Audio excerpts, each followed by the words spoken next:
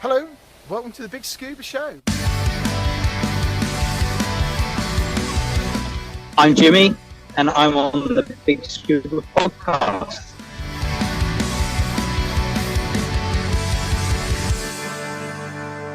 So here we are, once again. Welcome back to the BiG Scuba Podcast. We are your hosts, Gemma and Ian. Before we get cracking with today's episode, we just want to make sure you have hit that follow button or the subscribe button, depending on what platform you are listening on. If you are listening on Apple Podcasts and you enjoy what you're going to hear today, we would really appreciate it if you can leave a review and a 5-star rating. So now that's out of the way, we just want to say welcome and thank you for all tuning in, and now it's time to dive into today's episode. Hello everyone, welcome to the BiG Scuba Podcast. My name's Ian and with me is... My name's Gemma. Hello everyone. Yes, we are back. If you're listening to this in January, Happy New Year. Yeah, we hope you had a nice Christmas, and we're now in 2023. But if you listen to this in, let's say, June, because that's the beauty of downloads and things like that, then, well, let's hope you're having a nice time in the sun and on the beach. Thanks for listening. So there we go. Yes. So we're back. We've got umpteen guests lined up.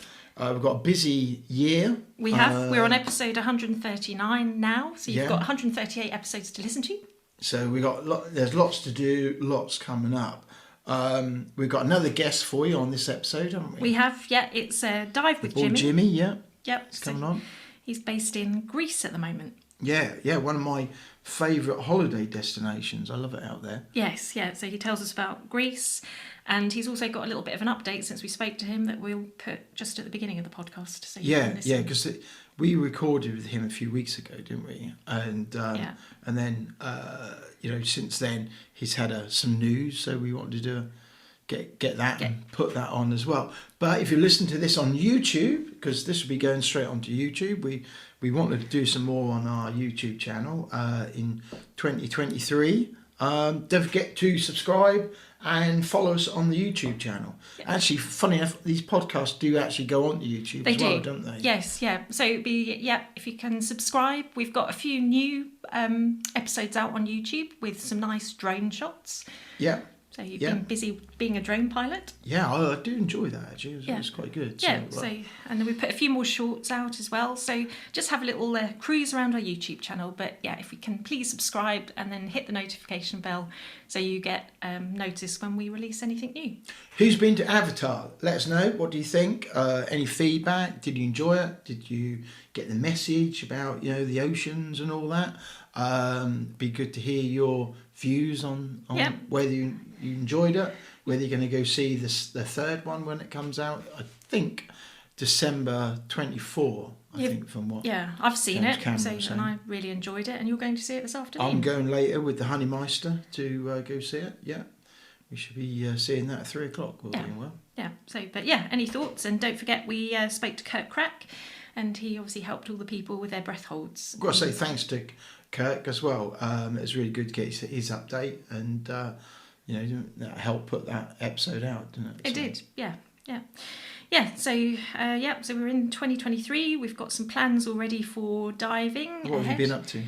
What, since Christmas? Yeah. Yeah, I've had a paddleboard on the Christmas Eve, and then the weather's been pretty cold and wet, so we haven't been diving and haven't really been out and about that much. So no, not a huge amount, not especially over Christmas and things like that. Although during the Christmas week, I do try and get a dive in really if we can, but it didn't really work out this year. Not with stuff with the kiddie winkles and what have you. And the weather was pretty rough, wasn't it? One day I was kind of freaked out. That was when the weather weren't really too sharp, was it? No, but hopefully January will bring some opportunities to get diving. Yeah, absolutely. Plenty going on. I should hopefully be dive mastering again later this year. Yeah. Once that all starts in April.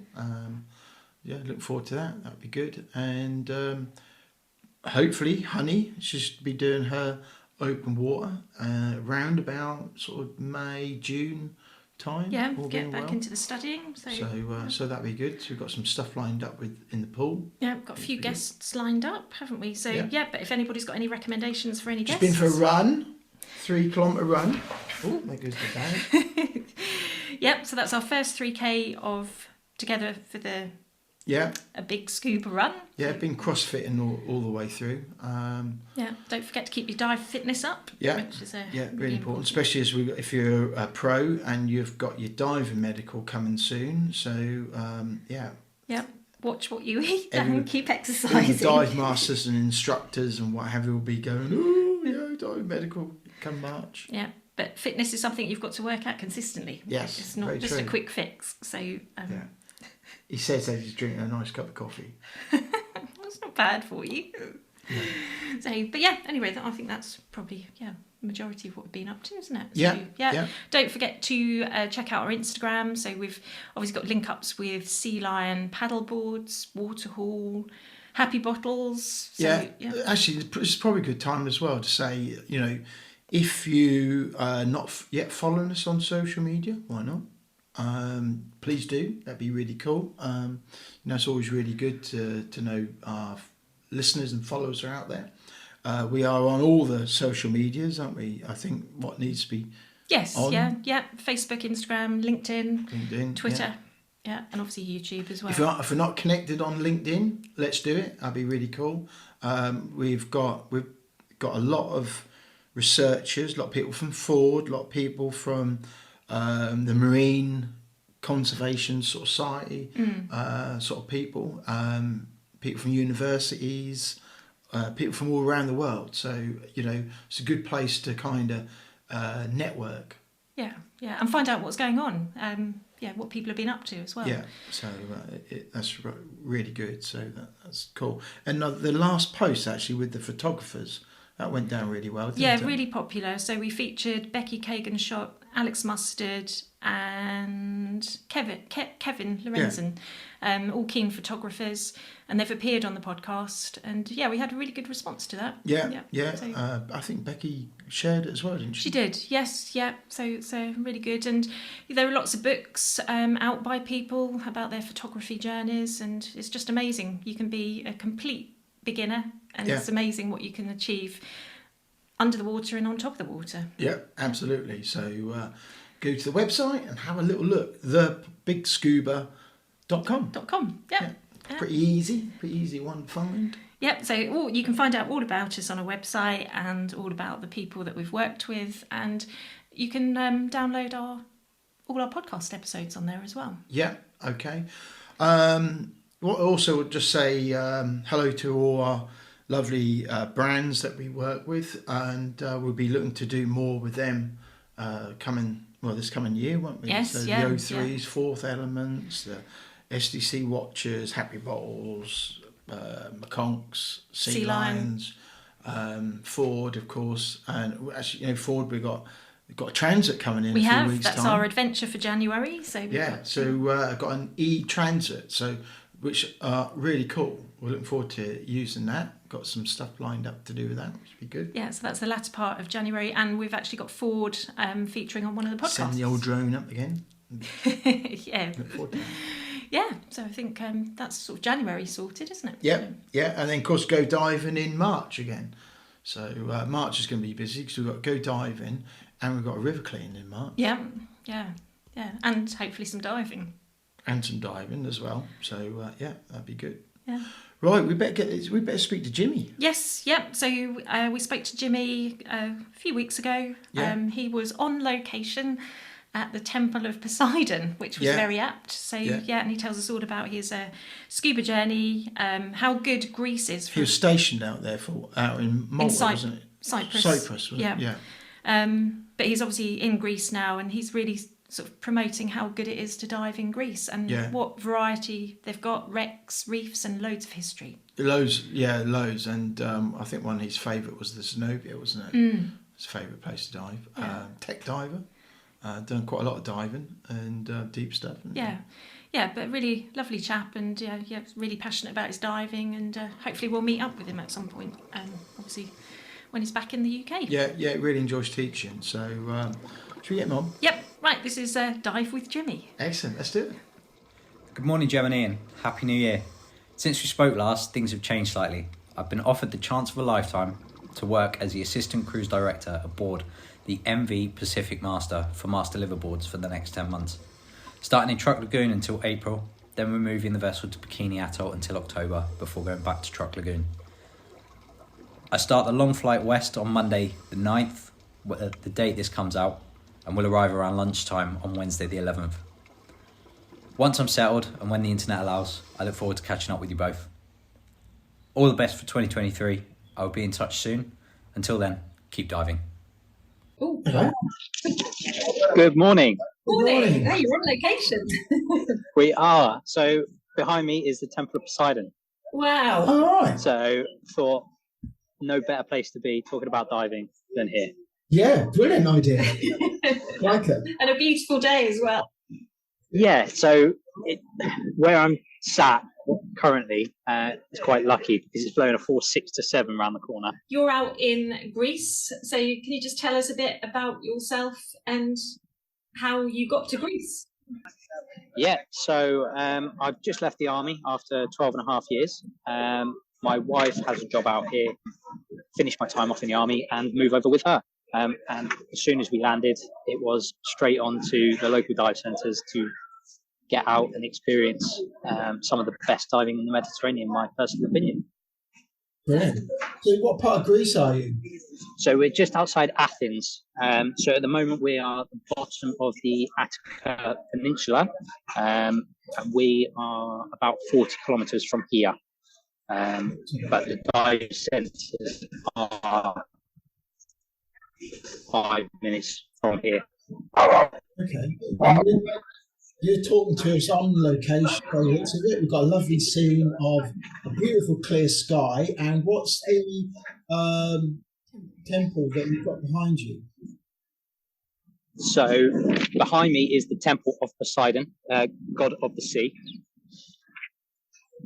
That's very apt. And it is one of the it's one of the main transit routes to get around to some of the dive sites. So just the other side of the peninsula is a couple of islands, one Mykonos and the other Kia. And from here, I can see approximately 12 dive sites. Wow. That's incredible. I don't think we've had anyone speak to us from Greece before. No. So, what is the diving generally like for people who are thinking about booking up for next year, who maybe are recreational divers or maybe even tech divers? As a place to go, what's it like for diving? So it's fantastic. You have a variety of dive sites, reef, rec, all ranging from recreational limits all the way down to technical, and including the Everest of diving, HS Britannic itself. Yes, because that's right near there, isn't it? Yeah, so from here, it's about 25 minutes by boat. Wow. Wow. Yeah. So the question is, have you dived the Britannic, or is it on Not- your bucket list? Not yet, it's on my list. One of the dive centres I've been going out with are a predominantly GUE dive centre, but also SSI, and they have an expedition planned for 2023. And I am planning a personal expedition in 2024 or 25, depending on how things go. Yeah. So going back to diving, how did you get started in your diving journey? So I was lucky enough to be posted to Cyprus. So I learned to dive out there, and upon being posted back to the UK, carried on, and then was fortunate enough to go back to Cyprus for a second posting. So I've been able. Yes, so I'm a BZAC advanced diver and open water instructor, and recently completed my BZAC CCR Mod 1. Okay, cool. Yeah, so you've obviously got a big love for diving then. Massive love, and that was part of the reason for getting in touch with yourselves, because not a lot of people know about Greece as a diving location. No. Everyone knows about Malta and the wrecks that they have in Malta, but we also have such a rich history here as well. We've got wrecks spanning the oldest oldest ancient wrecks are obviously no longer here, but the amphora that they were carrying at the time is still present on the seabed. And the oldest physical wreck is a wreck called the PSS Patrice, which is a paddle ship steamer, and it was sunk in 1868. Wow. One of the paddle wheels is in a museum on Kia, and the other is still on the wreck.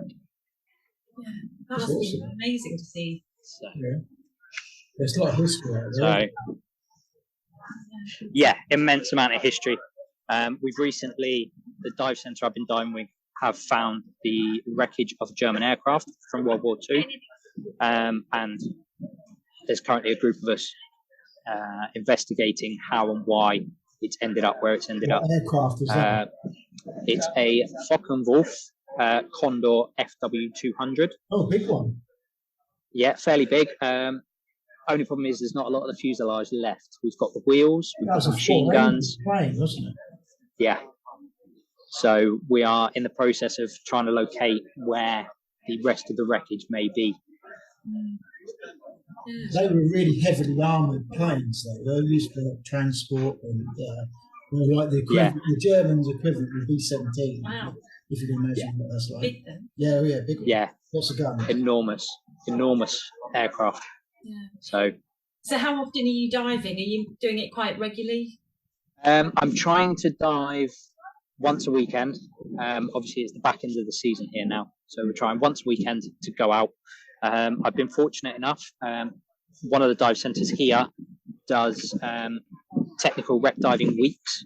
So I was out on one of those not long after arriving, where we managed to dive the Focke-Wulf, managed to dive a wreck called the CS Retriever, which was a cable-laying British ship in World War II.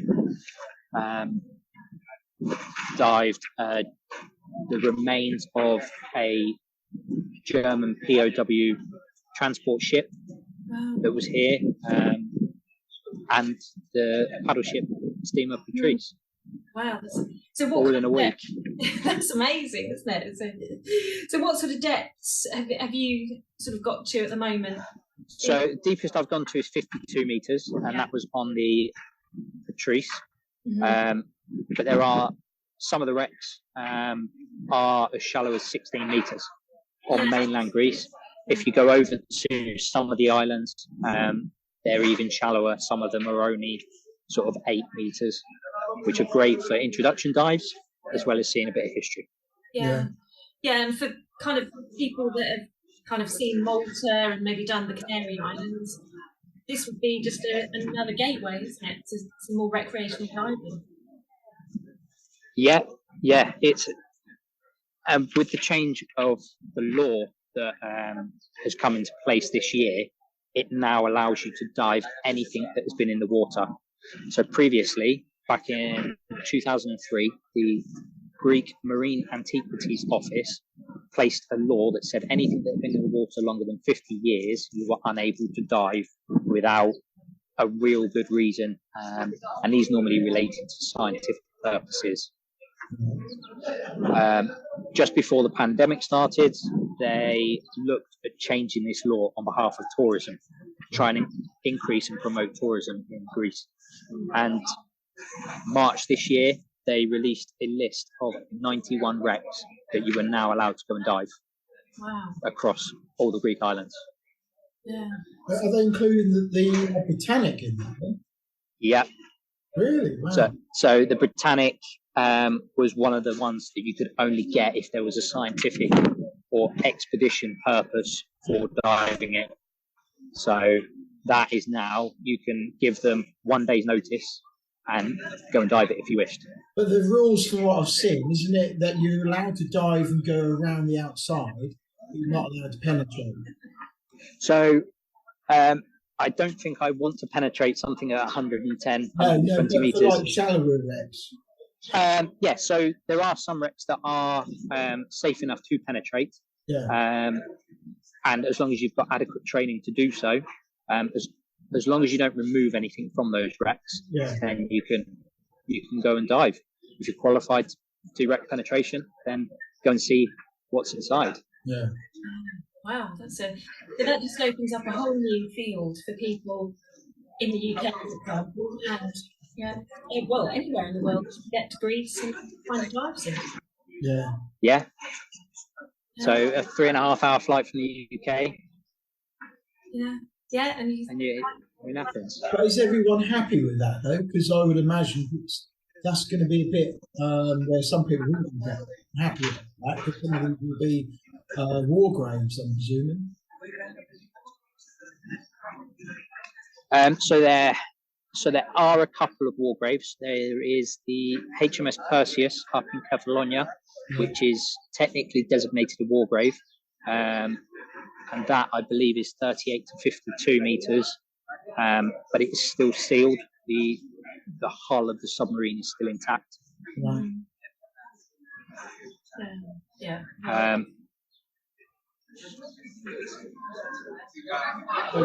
That's good. It's good. That opens it up to other divers, to people to actually still see. So everything, you kind of need to know that these specs are being prepared and there for people to see and remember. So it's good for as long as they're not going into it. And there's a level of respect. Yeah. In the day. So definitely. And how much work have you done on rebreathers then? I see you've got a G-box. They're quite new. Yes. So mine came with a G-box. I was in a position, I put mine up secondhand, and qualified on it in April. So coming out here was perfect. Before flying over here, managed to get a week up in Scapa, just diving it solidly for a week. And yeah, I find the G-box is a lot better than the plastic box that comes with it. Really? Definitely holds a lot less gas. Okay. So have you done much time on it? So I'm on about 45 hours now. So I'm just gearing up to go and do my Mod 2, hopefully at the end of next month in Malta, on my way back to the UK. Brilliant. So, and then that will open up even more here. Yeah. So diving, generally, obviously you've dived being part of the army. So have you dived a lot in the UK? Yeah. So I've must have clocked up 100 odd dives in the UK, between Scapa and Mull, and I was lucky enough to be posted on the south coast. So it was quite easy to get down and dive a lot of the wrecks off the south coast. Yeah, really good.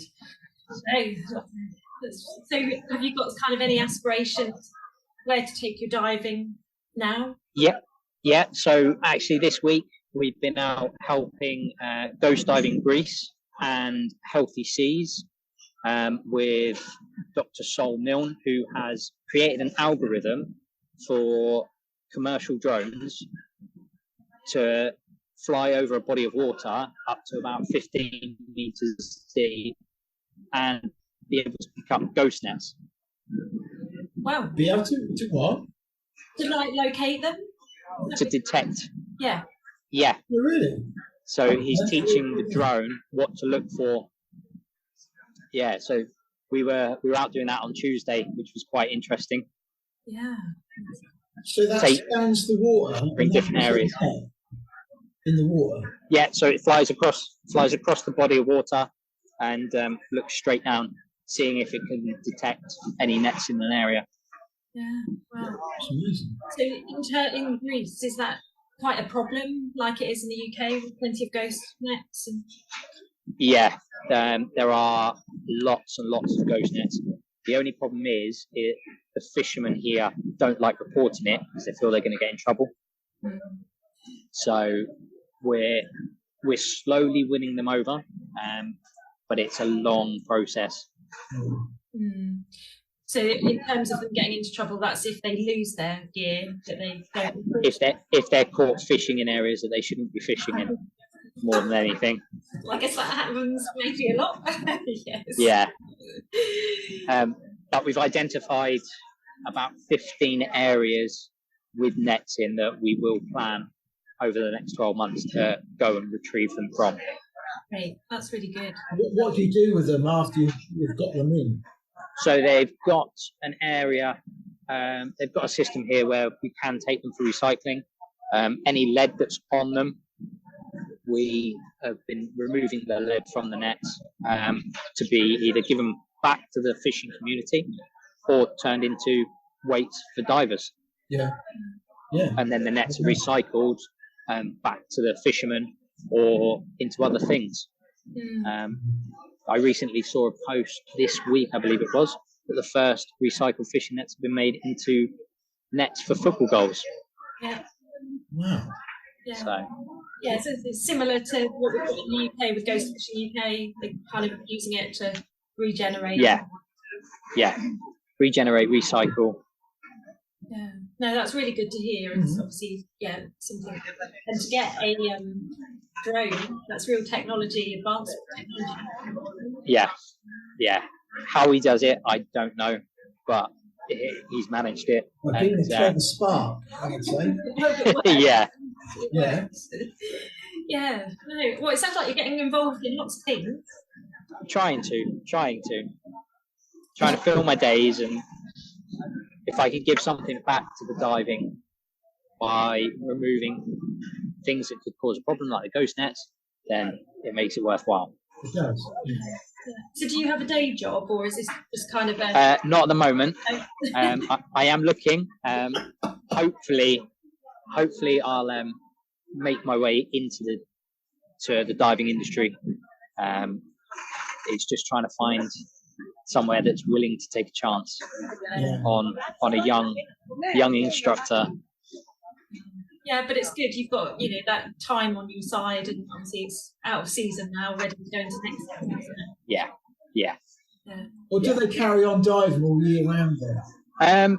So the dive centres are open all year round.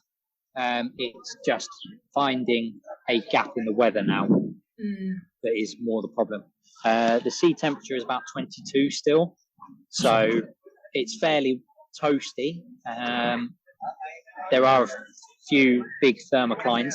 The middle of the summer we were diving the Fock and Wolf, and the thermocline was around 30 metres, and it went from 25 to 16. Wow. It's a big difference. Amazing. Yeah, and when you're in a 5 mil wetsuit, you get pretty cold pretty quickly. Yeah, and I think Greece has got some very deep water, hasn't it? It's underestimate the depth of the Mediterranean. I think it's just pretty massively, and there's still things being found now. Still wrecks being found today in 50, 60, 70 plus meters of water. So yeah, that's pretty awesome, isn't it? It's just because it's it's huge well, sea. Once you start getting past your 40 meters, it's tough. Yeah. But I think people probably see the Mediterranean as a destination, isn't it? It's a holiday destination. They don't know about the depth and kind of what's in the sea and the history there as well. But there's a lot. It's like the island of Crete. There's, took over by the Germans, wartime, so much history. There's use of parachute. Yeah. All around that Mediterranean. Yeah. So much history. It's brilliant. Great place to be. Yeah, fantastic place to be. Fantastic place. Even now. Yeah. End of October, it's 22 degrees. Yeah, all right, that's enough. And here it's like pouring with rain. Pouring rain. It is quite warm. It's about warm. 15. Yeah, it's about 15. It's pretty cold today. Absolutely chucking it down grey. You're not missing much today, I'm sure. Yesterday was nice. Yeah, yesterday. Yeah, I'd much rather be diving at Stony Cove today, wouldn't you? Let's face it. I don't think Stony Cove is very great. I dived Stony just before we flew out. Yeah, great place to I try. dived Stony just before we flew out, and it was 9 degrees, I think it was. Yeah, we were there a couple of weeks ago. It was not too bad, but right. Visibility wasn't. Some of us were still in a wetsuit. Well, yeah. So diving into boots, are you predominantly wetsuit or are you dry? For now, I'm going to try and grizz it out for as till I have to go home at the end of November. So I'm going to try and see out the rest of this time, and then once I come back in January, February time, then I'll bring back my dry suit, I think. But if you're going deep, you'd wear a dry suit, wouldn't you? Would, if you'd have packed it, but I left mine at home. Oh no! Oh no! Whoa, you're brave. So for anybody thinking about, they're going to book up the next year, so they can just book like a normal package holiday, and they just contact these dive centres to arrange a recreational dive. Is there any check? Yeah. So it depends on what they would like to dive. One of the dive centres I have been using, Scuba Life, in down the road. They offer everything from tri-dive, recreational diving, all the way up to they'll do a dive on the Britannic and expeditions on the Britannic. They also run rec diving weeks for both recreational and technical divers, both open circuit and closed circuit. But there are many dive centres around. They just got to Google and take the pick and see what they like the look of. Yeah. And is there quite a big dive community in Greece? There's a growing dive community. I was surprised when we got here how many locals actually dive. I've predominantly been on boats and probably been the only English person on a boat, which is quite interesting. I don't think it's a big expat destination, is it? Not like Spain, I don't think. No, probably not. No, there's a few expats here, but I haven't met any divers yet, which is interesting. They're more golfers. Tennis players. Yeah. So how have you found the transition from like diving in the UK to Greece? Have there been differences? Yeah. One of the big differences, they don't often use a DSMB. Really? So in the UK, we use a DSMB to tell a skipper we are thinking about starting our ascent from the dive. Here, they use a DSMB from about 12 meters to say, I'm here, I'm almost done, I'll be up shortly. Oh. So it's a lot of free ascent type diving. So good for practicing your buoyancy. Yeah. Very good for practicing your buoyancy. Obviously, the deeper wrecks, the dive centres put shot line in for. But some of the reef dives are so the topography, you can just drop down the reef, go round, and then just start working your way back up. And most of them drop anchor onto the rock, and you can know where the boat is. Oh, okay.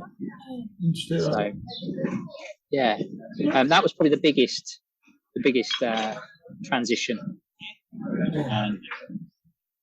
Some of the dives we've done, the visibility has been as bad as the UK. Right. Oh, really? When we did CS Retriever, it's quite an eerie wreck because it's got no bow.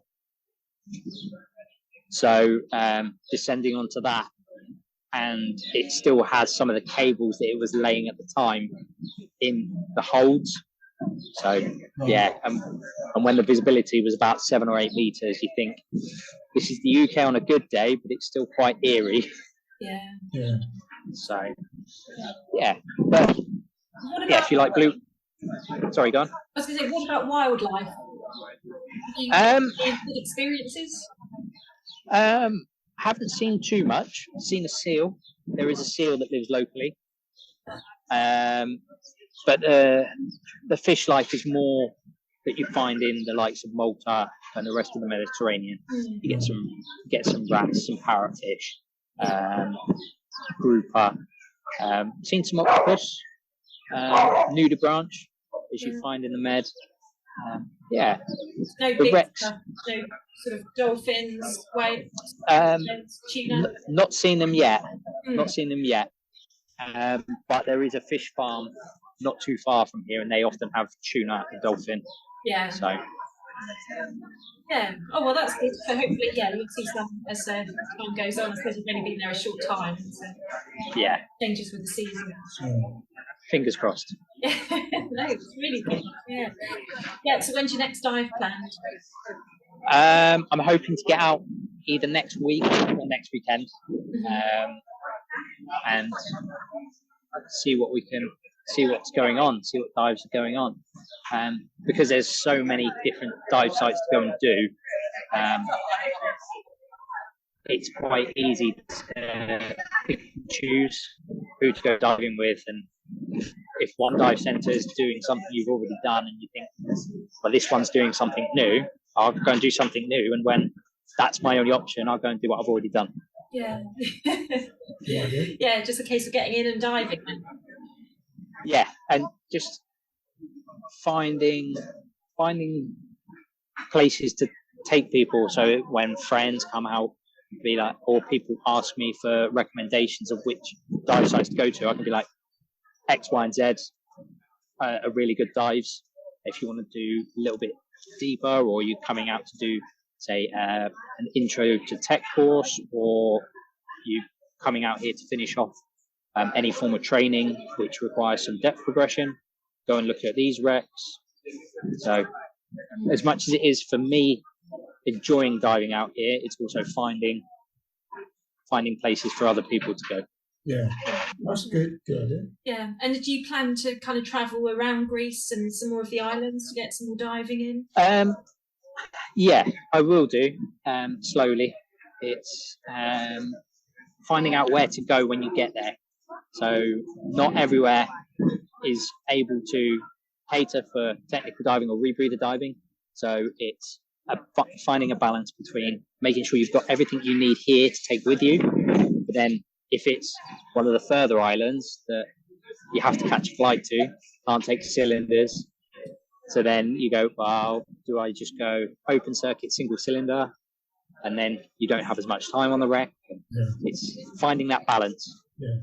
But with the list of 91 wrecks, I don't think I'll have any trouble. Yeah. No, that sounds really awesome. And hopefully, talking to you, and when this podcast comes out, there'll be people thinking, oh, not thought about Greece. Yeah. Fingers crossed. We're try and get some more people that normally go to Malta to come and experience what we have here. Yeah. And language-wise, is everybody pretty good with their English communication? Yeah. So any kind of job within the tourism sector requires people to speak English. Okay. So you get the odd words that some people may not know or may translate differently. But the dive centres I've used have been fantastic. They give a full briefing in English, and couldn't fault them. Yeah, well, that sounds really good. good. I understand the words mythos and synthetic. So are you learning Greek while you're out there? Slowly. Yeah. I was being in Cyprus. I was lucky enough to pick up some of the language anyway, and here I'm just trying to learn more and more every day to aid me through. Yeah, well, it's difficult to write, and it's Well, with French, you can kind of relate to the French language because a lot of our words are but the Greek language is quite another step up. That's quite difficult. Yeah. I'm better with capital letters than I am with lowercase. Yeah. But as we say here in Greece, siga, slowly. Yeah. So I was going to say mañana, but I think that's Spanish. Isn't it? Yeah. Yeah. Well, no, that's really, really good. So hopefully, if people have got any questions, can they contact you via social media? Yeah, they can contact me via social media. I am at Dive with Jimmy, and hopefully, starting next year, I'm going to be doing once a week, every Wednesday, Rec Wednesday, and start doing a little post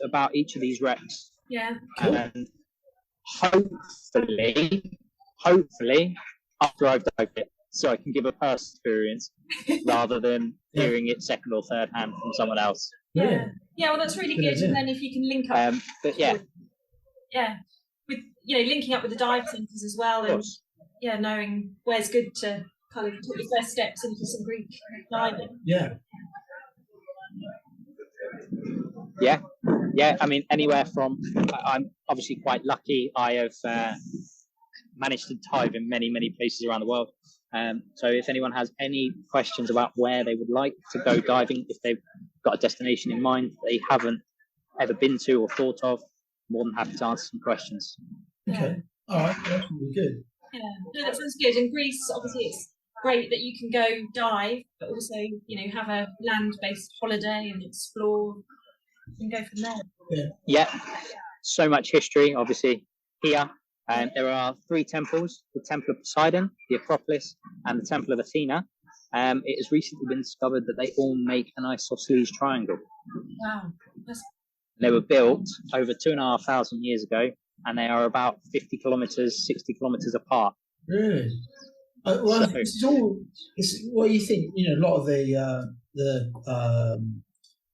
the brains all come from the Greek. I was trying to think of the better phrase.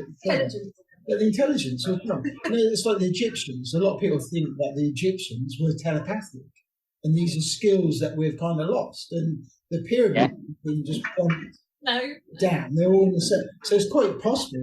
These temples have been put in a. But it's amazing how they've done it.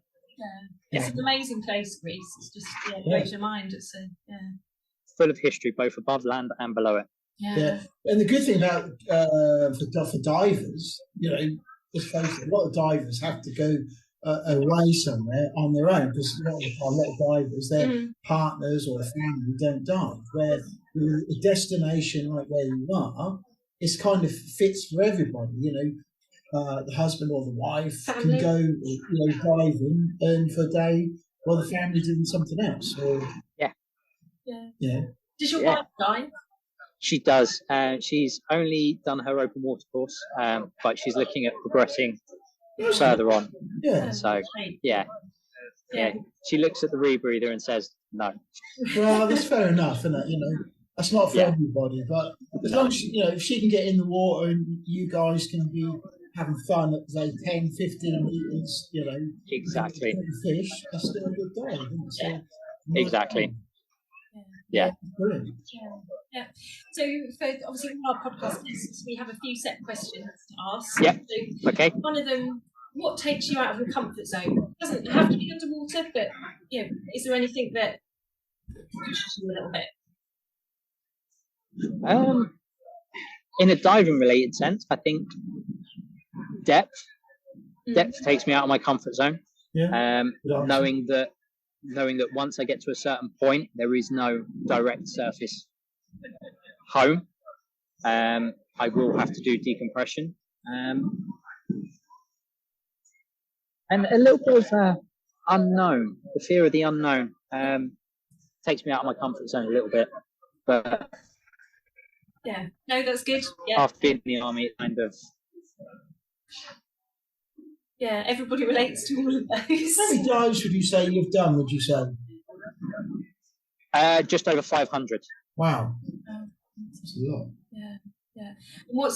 Have you got like a favourite location where you've dived that's really like blown your mind? Silfra in Iceland. Yeah. Diving between the 2 tectonic plates was pretty amazing. Yeah, amazing.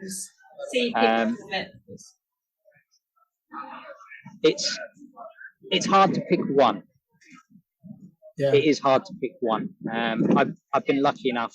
I've managed to dive in over 20 countries around the world. So to pick one is quite difficult.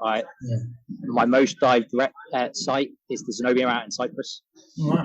I've got just over 70 dives on the Zenobia. But then going to Taiwan and finding pygmy seahorse on the coral reef. There's magic in every dive. That's what we're doing. Yeah, exactly. Yeah, no, that's really good. So, if you take 3 people diving, who would you take? They don't have to be divers, but just on principle, if you could take people under the water, who would you take? I put my dad under the water. He had a really bad experience in Turkey doing a tri dive and vowed never to go diving again. That's a shame. So I'd love to get him diving again. I'd love to go diving with Jacques Cousteau. Nice one. And a third, maybe Prince William. And then we can show him more. He's a diver. He is. Yeah. Show him more of the places that we can go diving. Yeah. Excellent. And somebody like that would really inspire more people to go diving, because everybody's got kind of some connection to such a figure in the royal family. That would probably be. And he's a bit like his dad as well. He's very big on the environment. Yeah. So he'd be definitely with the future. King of England, he'd be a very good one to take on. Future guest. Yeah, future guest. You never know. So if we give you a billboard, and you can put anything you like on that billboard. It can be a statement, it can be a video, it can be a picture, anything you like, but it's a message to the world. What are you going to put on it and why? That's a really tough question. I'd probably encourage people to think about purchases they make to stop using single-use plastics and the detrimental effect it would have, or it has, on the world at this current time, and what the world could be if we all did our bit for recycling and reduction of waste in the environment. Yeah, no, very good. Yeah, very good. Yeah, very good. And then, is there any kind of nugget of life that you have come across that you would promote to other people? Or any life hack? It doesn't have to be about diving.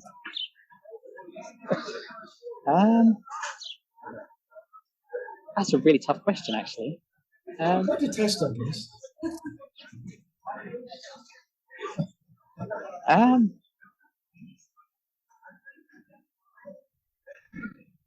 Always pack a spare pair of pants in your hand luggage if you're going on an aeroplane. I had a feeling you were going to come out with something like that. Just in case your luggage doesn't arrive. As your ex-forces, I thought you'd say something like that. Yeah, no, very good. Really, really very good. Yeah. So hopefully through this podcast, because we've not spoken to anybody that's really promoted recreational diving in Greece. We've spoken to people that have been on the Botanic, but obviously that's not in anybody's normal day-to-day limit. No. So it's but maybe when you've done the Botanic, you come back on and tell us about your experience.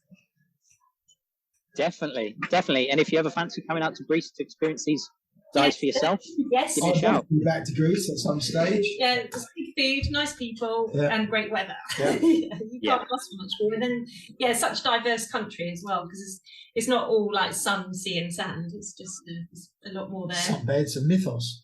No, mountains. Just like... Apparently all of them. So. Yeah, no, that sounds really good. So we've. Obviously, if people want to catch up with you, they can look you up on your social media. We'll put the links in the show notes. But I think that's brilliant. Great. So but keep in touch with us, and we'll do. Yeah, tag us in if you want anything shared, and we're happy to do that for you. And thanks for going for the effort of the great location as well. Brilliant. I couldn't have it on the doorstep and not be here talking about diving. No, perfect. Brilliant. No, so are you okay if we put some visuals of this out? Of course. Yeah, perfect. Okay. Yeah, nice one. Yeah. All right. Awesome. Have a great rest of the day, and thank you very much for your time. It's been lovely to enjoy the rest of your weekend. Great to meet you both. See you. Take care. Bye. Bye. It's, what can we say? Really good. I wrote down some notes, funny enough, and some bits and so you could tell that he's ex-forces. I knew he was going to say, I've got a spare pair of pants. Be prepared. Something like that. Be prepared.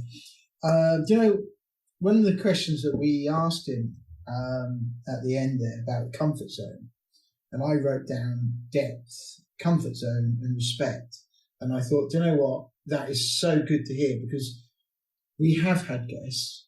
Depth has always been where it's just where they badge. Well, no, I wouldn't say that. But it's almost they've sometimes people probably forget how deep something is. Yeah. You know, when you look at something, then you visualise, you think, wow, you know, that is actually pretty deep. And to hear him say that, actually, you know, once, you know, that is one of the things that gets him out of the company, because it kind of should. Yeah. You kind of should. Definitely. You kind of think you shouldn't be taking that into everyday thing as like, well, not be complacent about it. especially when you're getting past the 40 years, because you've got that whole thing where you can't just come straight out. Yeah. And you know, so yeah, I thought that was really good. Hats off for a great location. Yeah, it's first, isn't it? Yeah, absolutely. Yeah, with a bit of history. So yeah, we'll have to just look up the Temple of Poseidon. What did you think? Yeah, I thought it was really good. Quite enthusiastic about obviously his diving journey, but to kind of promote an area where we haven't spoken about, and that's an accessible area as well. Yeah. To me, there's good and bad things about this whole thing about what the Greek government has done, because yes, they're opening up the wrecks for everyone to be able to go down there and see them and all that. As long as it doesn't open it up for the wrecks for them to start being pilfered, and the control goes, you know. Yeah. It's a tough one. It's a tough one, and it made me think about our discussion with Dave Rodon. I'm trying to think of his surname. When we spoke to him about the USS Arizona. Dave Conlon. Conlon. And you know, it's all about that preservation and respect. And it's that trade-off where you want people to see it and you want people to respect it.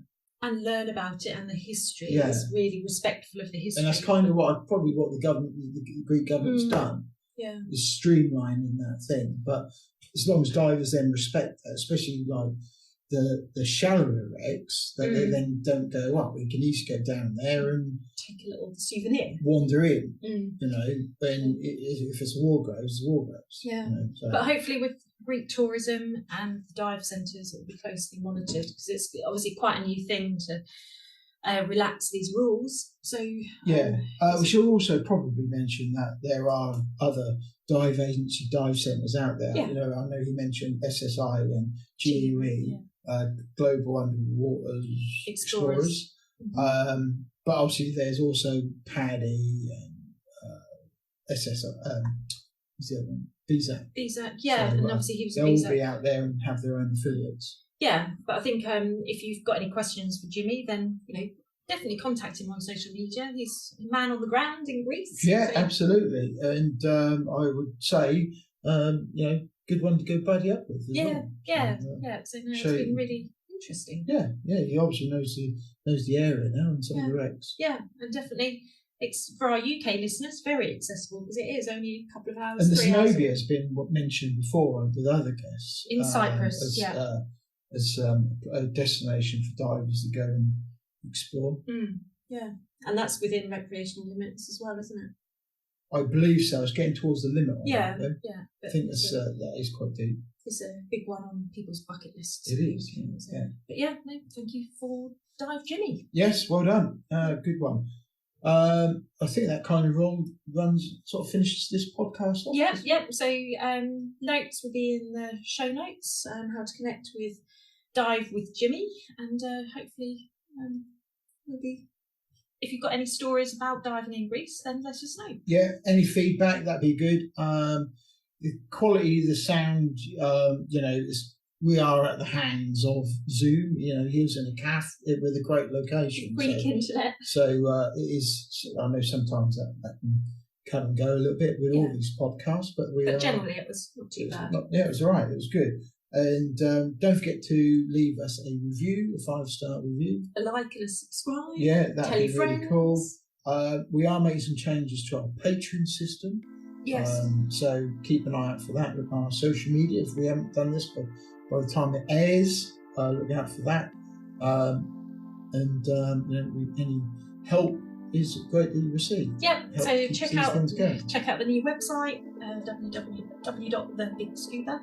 And obviously, if you've got any questions for us, drop us an email or a DM on our social media. Yeah, certainly do. Thanks for everyone who has. And but for right now, I think that was The BiG Scuba Podcast. See you next time. Okay, thanks for downloading. Now that does wrap up today's episode of the BiG Scuba Podcast. But if you want to hear more from the podcast, make sure you hit that subscribe or follow button depending on what platform you are listening on.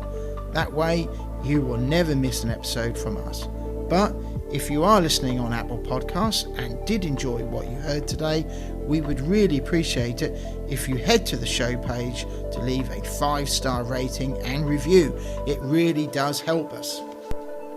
If you do, please take a screenshot of that review and send it to us on Instagram, and we'll give you a shout out to say a big thank you. If you have any questions for us or anything that has been mentioned in today's episode, be sure to reach out to us on any of our social media platforms or send us an email. The links are in the show notes. We will get back to you no matter what. If you have made it to this point in the episode, we both want to say a big thank you for tuning in, and we'll see you on the next episode.